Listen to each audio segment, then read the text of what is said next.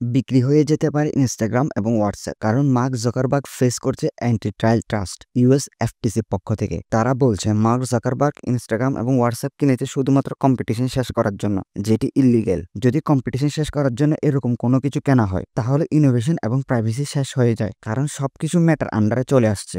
মেটার কাছে রয়েছে সকল রকম ডেটা, তাই কেউ কম্পিট করতেই পারবে না। মেটা একটি মনোপলি বানিয়ে বসে আছে, কিন্তু মার্ক জাকারবার্গ বলেছে মেটার আন্ডারে তারা ইনস্টাগ্রাম এবং হোয়াটসঅ্যাপকে আরো বেটার করেছে। সে আরো বলেছে যে আপনি ইউটিউব এবং টিকটককে দেখছেন, ওদের সাথে আমাদের কম্পিটিশন অনেক ভালো চলছে। এমন না যে আমরা কম্পিটিশনই শেষ করে দিয়েছি। দেখুন, এত সহজ নয় কোন একটি কোম্পানিকে ভেঙে ফেলা। ইনস্টাগ্রাম এবং হোয়াটসঅ্যাপকে মেটা থেকে আলাদা করা এত সহজ নয়। প্রথমত, ইনস্টাগ্রাম এবং হোয়াটসঅ্যাপ ফ্রি, কারণ এটি সব খরচ মেটা বহন করছে।